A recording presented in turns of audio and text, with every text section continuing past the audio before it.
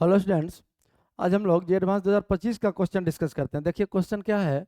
A solid glass sphere of refractive index √3 and radius R. Diagram में तो दिया हुआ है, स्फीयर है, रेडियस आर है, ये सेंटर हो गया, और refractive index √3।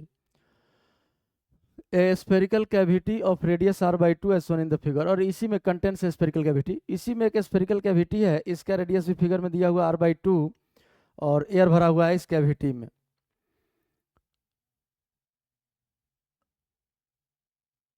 A very thin glass layer is present at point O so that air cavity remains inside the sphere। देखिए कह रहा है कि O पॉइंट पर ऐसा नहीं है कि ये कंप्लीटली कटा हुआ है, ग्लास का पतला एक लेयर यहाँ पर अवेलेबल है ताकि ये एयर कैविटी ग्लास के स्फीयर के इनसाइड रहे, कंप्लीटली इनसाइड रहे।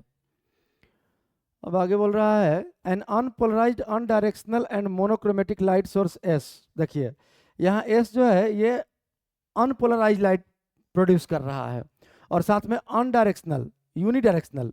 यूनिडायरेक्शनल मतलब एक ही डायरेक्शन में, अनडायरेक्शनल नहीं, यूनिडायरेक्शनल मतलब एक ही डायरेक्शन में, सिर्फ इधर ही लाइट प्रोड्यूस कर रहा है, सिर्फ इधर। यूनिडायरेक्शनल एक ही डायरेक्शन में भेज रहा है, लेकिन कैसा लाइट भेज रहा है? अनपोलराइज लाइट भेज रहा है। एंड मोनोक्रोमेटिक लाइट सोर्स, और मोनोक्रोमेटिक तो आप लोग जानते होंगे, single wavelength light. S emits a light ray from a point inside the glass sphere towards the periphery of glass sphere. देखिए यहाँ दिया हुआ है, ये सोर्स है, सिर्फ इसी डायरेक्शन में लाइट भेज रहा है और अनपोलराइज लाइट है। तो यहाँ से ये जो लाइन है एक्चुअल में ये नॉर्मल के लिए दिखाया है, रेडियस के लॉन्ग है। ये स्फीयर पर रेडियस ही नॉर्मल होता है, तो ये एंगल ऑफ इंसिडेंस थीटा हो गया। अब आगे पढ़ते हैं हम लोग, क्या बोल रहा है। If light is reflected from point O. अब देखिए ओ पॉइंट पर किसी भी तरह से लाइट पहुंचा है, कैसे पहुंचा है पहले यहाँ देख लेते हैं। ये इंसिडेंट रे, यहाँ से रिफ्लेक्शन भी होगा और रिफ्लेक्शन भी होगा। कुछ एनर्जी जो है लाइट एनर्जी वो रिफ्लेक्ट हो जाएगा, कुछ लाइट एनर्जी रिफ्लेक्ट होकर यहाँ आया, ये एंगल ऑफ इंसिडेंस थीटा, ये एंगल ऑफ रिफ्लेक्शन भी थीटा। और यहाँ से ये रेडियस अगर ड्रॉ कर दिए तो ये एंगल भी थीटा, क्योंकि ये आर तो ये भी आर, ये आइसोसेलेस ट्रायंगल हो गया, तो ये थीटा। अब एंगल ऑफ इंसिडेंस यहाँ के लिए थीटा, तो कुछ रिफ्रैक्शन भी होगा और कुछ रिफ्लेक्शन भी होगा। अब यहाँ से मान लीजिए लाइट रे यहाँ आ गया, ये रिफ्लेक्टर रे, ये एंगल भी कितना हो जाएगा? थीटा हो जाएगा। और अब यहाँ के लिए देखिए ये आपका नॉर्मल हो गया इसके लिए, क्योंकि यहाँ कहाँ आ रहा है? ग्लास से एयर में आ रहा है। तो अब ये जो है यही लाइट ओ पॉइंट पर पहुंच रहा है, यही लाइट ओ पॉइंट पर पहुंचा, उस रिफ्लेक्शन के बारे में ही बोल रहा था। आगे हम लोग देखते हैं क्या बोल रहा है।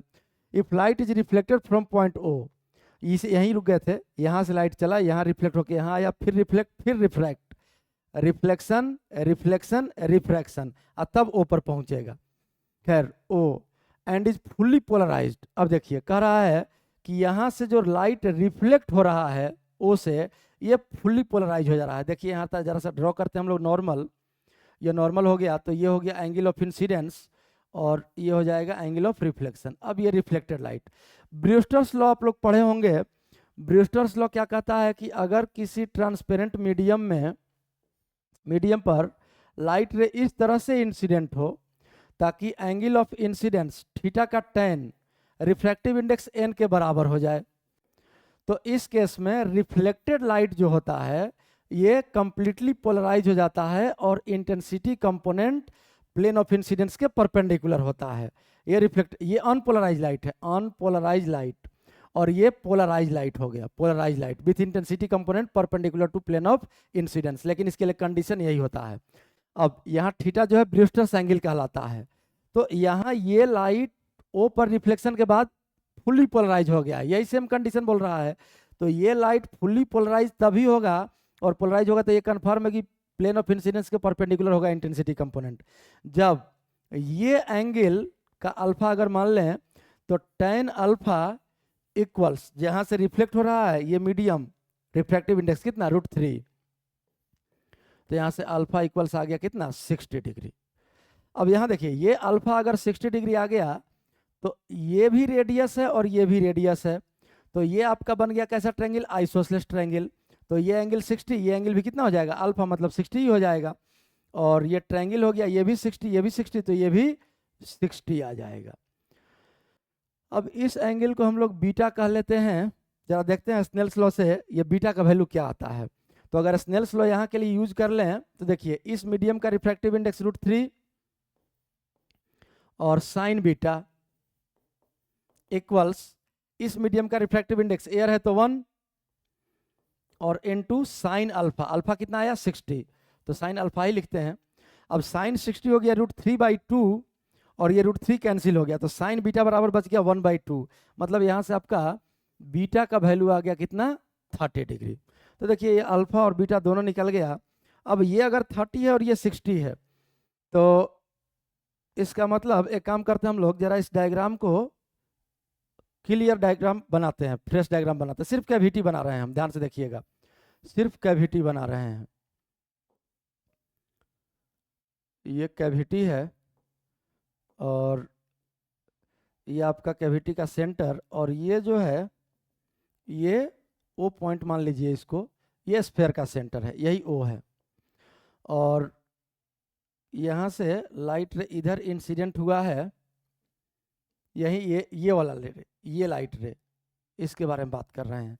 और यहाँ से सीधा ओ पॉइंट पर आया, और आगे का कहानी तो यहाँ से क्लियर है, बस आगे से हमको मतलब नहीं है।